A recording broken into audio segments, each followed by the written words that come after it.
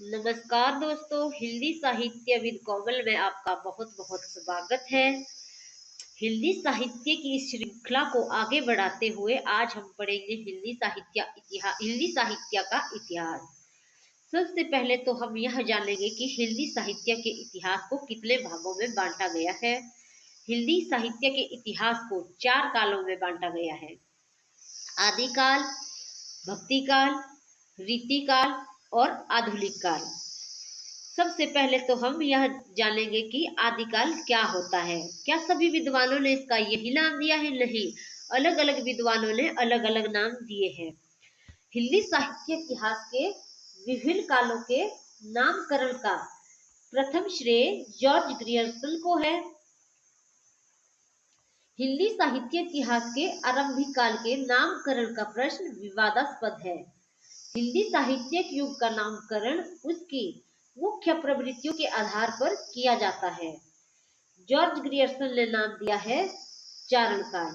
चारण अर्थात दरबारी कवि जो राजा की प्रशंसा बढ़ा चढ़ाकर लिखते थे, इसलिए उन्होंने नाम दिया है चारण काल।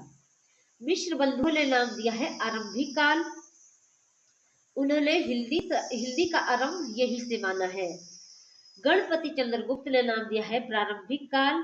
उनका मानना है कि हिंदी का प्रारंभ यही से होता है। महावीर प्रसाद द्विवेदी ने नाम दिया है बीज बपल काल। बपल का अर्थ होता है जमना, अर्थात बीज के जमने का काल। हिंदी में आगे जो भी घटनाएं घटी या जो भी प्रवृत्तियां हुई, उसका बीज इसी काल में जमा था, ऐसा इनका मानना है, इसलिए इन्होंने नाम दिया है बीज बपल काल। रामचंद्र शुक्ल ने नाम दिया है वीर गाथा काल। वीर गाथा काल का मतलब होता है कि इन्होंने, आप सब जानते हैं कि आदिकाल में 2 साहित्य प्रमुख थे, एक तो धार्मिक साहित्य, दूसरा था रासो काव्य। धार्मिक साहित्य को ये साहित्य मानते ही नहीं है, इसलिए इन्होंने रासो काव्य को ही प्रमुख माना है, जो कि वीर रस प्रधान है, इसलिए उन्होंने नाम दिया है वीर गाथा काल। राहुल सांकृत्यायन ने नाम दिया है सिद्ध सामंत काल। सिद्ध अर्थात धार्मिक काव्य, सामंत काल अर्थात राजा महाराजा। राहुल सांकृत्यायन ने दोहरा नामकरण किया है सिद्ध सामंत काल। विश्वनाथ प्रसाद मिश्र ने नाम दिया है वीर काल। संधि काल एवं चारण काल नाम दिया है राम कुमार वर्मा ने। इन्होंने भी दोहरा नामकरण किया है। संधि काल का मतलब होता है, जैसे संधि काल का मतलब है अपभ्रंश खत्म हो रही थी और अपहट शुरू हो रही थी।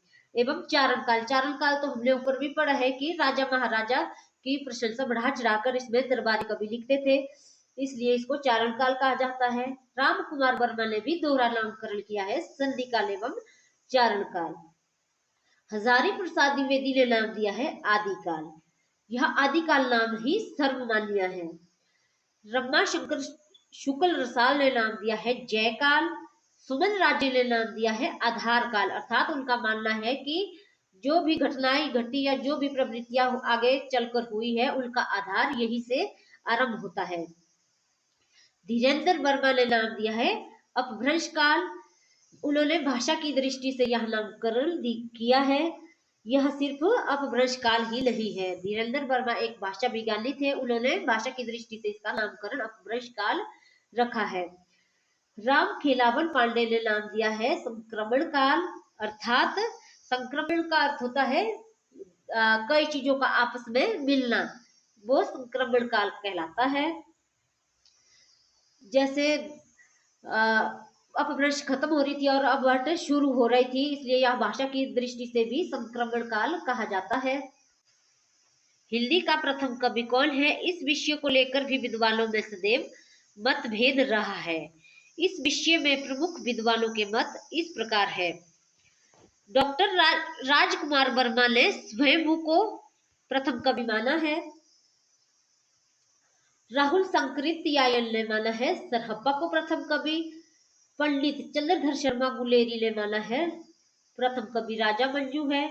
आचार्य हजारी प्रसाद द्विवेदी ने अब्दुल रहमान को माना है। डॉक्टर गणपति चंद्रगुप्त ने शालिभद्र सूरी को माना है। बच्चन सिंह ने प्रथम कवि विद्यापति को माना है। रामचंद्र शुक्ल ने प्रथम कवि चंद बरदाई को माना है। शिव सिंह सेंगर ने पुष्य दंत या कुल कवि भी कहा जाता है, इन्हें माना है। इस प्रकार अलग अलग विद्वानों ने अलग अलग कवि को प्रथम कवि माना है। तो आज हमने पढ़ा हिंदी साहित्य के इतिहास में आदिकाल का नामकरण। उसके बाद हमने पढ़ा हिंदी का प्रथम कवि कौन है। इस विषय में भी विद्वानों में सदैव मतभेद रहा है। इनमें से एक परीक्षा में जरूर प्रश्न आते हैं। आपसे पूछा जा सकता है कि सुमन राजे ने हिंदी साहित्य के आदिकाल को क्या नाम दिया है। या तो आपसे इस प्रकार भी पूछ सकते हैं कि दोहरा नामकरण करने वाला साहित्यकार कौन है।